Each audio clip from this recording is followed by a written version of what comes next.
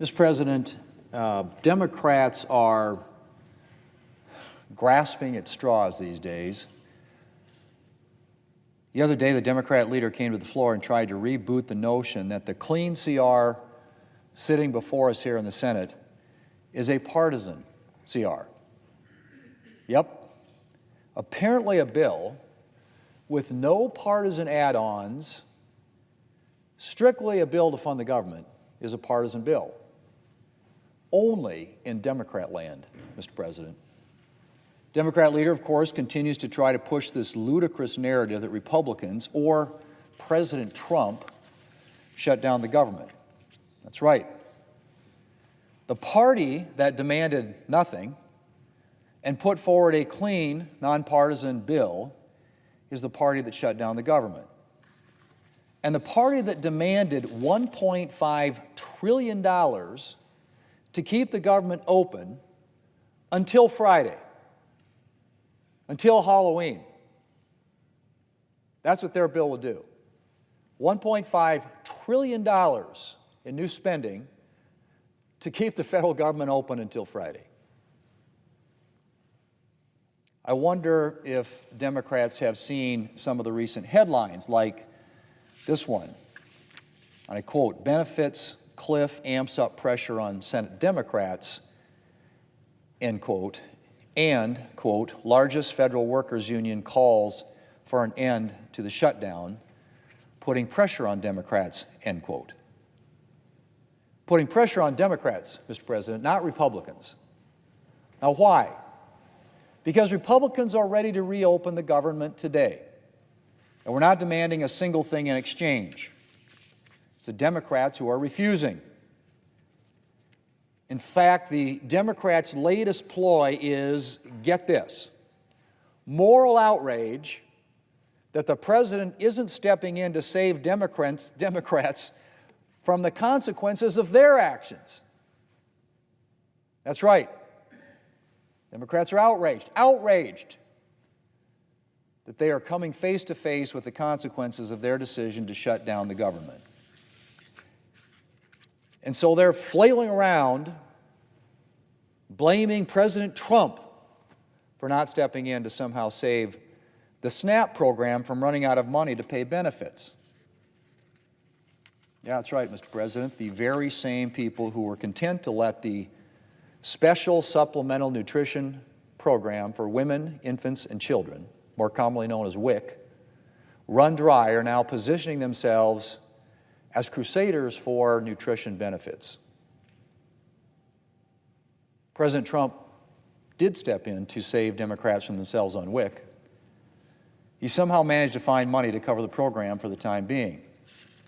But there is a limit to what he can do. That's kind of the reason we like to, have the government open. But apparently Democrats are still not willing to contemplate allowing the government to function, because the SNAP bill that they tried to use yesterday was not just a cynical political ploy to insulate themselves from the consequences of their own actions. It was also a disturbing signal. The Democrats are ready to continue this shutdown, I guess forever. Do Democrats have any end date in sight? Are there any consequences bad enough to get Democrats to reopen the government again? Because things are getting pretty serious here, Mr. President. The shutdown had consequences from day one. But now, 30 days in, the consequences are really stonewalling. Here are some headlines, I think, that describe the situation. Government shutdown could lead to $14 billion in lost GDP, the Congressional Budget Office reports. Shutdown could close Head Start programs this week, jeopardizing child care. Shutdown crushes small business owners as losses hit billions. Industry leaders beg Congress for clean CR. Ongoing government shutdown threatens holiday travel. National Guard training grinds to halt amid shutdown with no pay in sight. U.S. government shutdown 60,000 aviation safety staff face financial strain as crisis deepens. Largest federal workers union calls for clean bill to end shutdown. Those, Mr. President, are just a sampling of the headlines out there, and they represent the consequences as the Democrat shutdown accelerates. So when will the Democrats put an end to this, Mr. President? When the economy is in ruins? When federal workers have lost their homes? When housing assistance and small business loans and Head Start and National Guard training are distant memories? I hope the pain of the American people is worth the plaudits the Democrats are getting from their liberal base.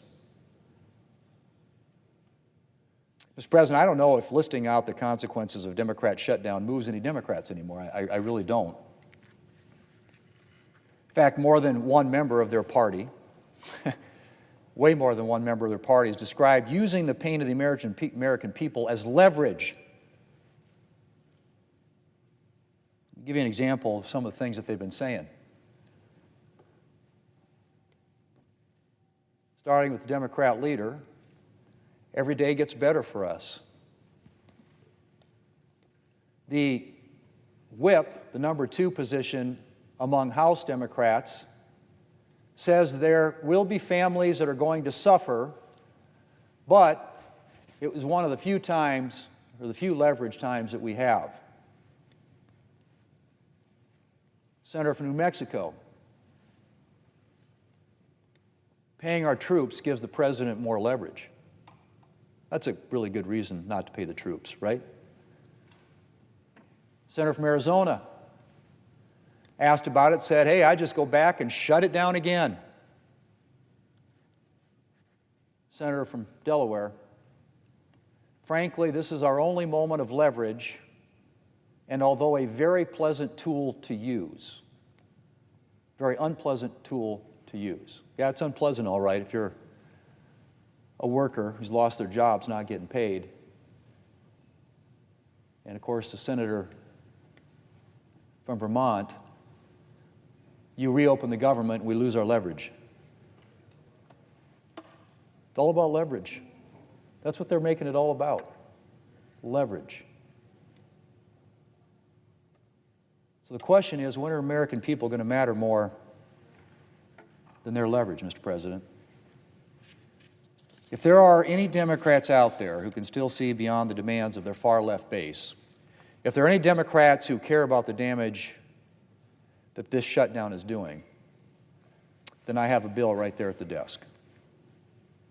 A clean, nonpartisan continuing resolution to fund WIC, SNAP, troop pay, air traffic controller pay, farm programs, housing assistance, our national defense, and every single other government priority. We just need 5 Democrats to show some courage and join the 3 Democrats who are already with us, and we can get this government open.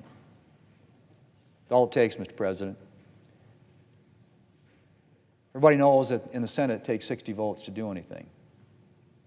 And Democrats come down here and consistently say, well, the Republicans have control of the Senate, the House, the White House. And the Republicans in the House, the Senate, and the White House are all agreed. Open up the government. But you can't do that in the Senate unless you have 60 votes, meaning we have to have a few Democrats.